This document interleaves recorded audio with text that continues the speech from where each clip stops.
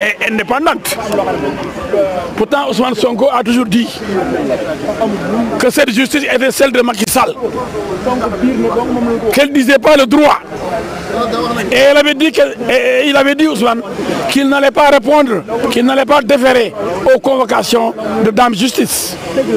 Aussi bien pour Mame Mbaye Niang que pour Adji Sarr, il a refusé de comparaître. Et pour Adji Sarr, il a été condamné par contumace. Et la condamnation par contumace a des conséquences. Donc, l'éviction des joutes électorales, des compétitions électorales. Vous ne pouvez plus être électeur, vous ne pouvez plus être éligible si vous êtes condamné par contumace. Et nul ne pouvant se prévaloir de sa propre turpitude, le sieur Ousmane Sonko, ayant refusé de comparaître devant la chambre criminelle, a été condamné par contumace et perd tous ses droits. Il ne peut plus se présenter à des élections. Donc aujourd'hui, lui qui disait ne pas avoir confiance en la justice de notre pays, cherche par tous les moyens à être réhabilité par la justice. Quelle contradiction! Donc, après la victoire qu'il a obtenue à Ziguinchor, qui prouve l'indépendance de la justice, nous avons saisi la Cour suprême qui a tranché en disant que le juge de Ziguinchor n'avait pas bien statué. Le juge de Dakar reprend les mêmes erreurs, fait la même chose que le juge de Ziguinchor. Nous allons faire la même chose en formant un pourvoi en cassation, en retournant devant la Cour suprême, cette même Cour suprême qui nous avait donné raison. Elle va encore nous donner raison, parce qu'elle ne peut pas se dédire, elle ne peut pas se contredire. Donc ce qui jubile aujourd'hui, j'ai envie de rire, ils n'ont rien compris.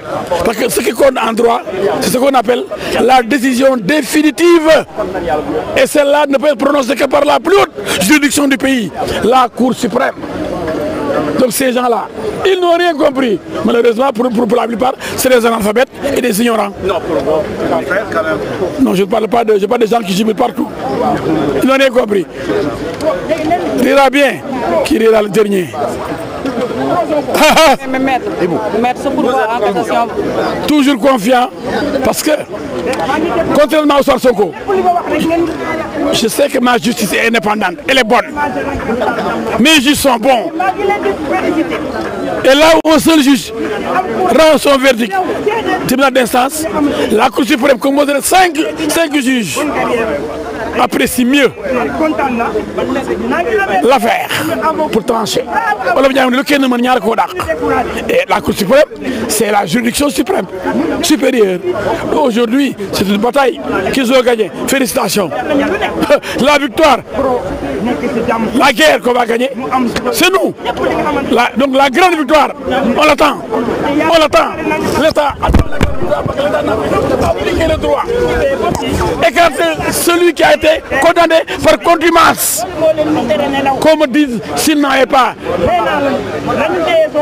répondu au juge, est-ce qu'il a été jugé contradictoirement? Est-ce que Ousmane Sonko avait comparu devant les juges? Avait-il défié le juge? Avait-il boycotté son jugement? Ce qui lui a valu ses déboires aujourd'hui.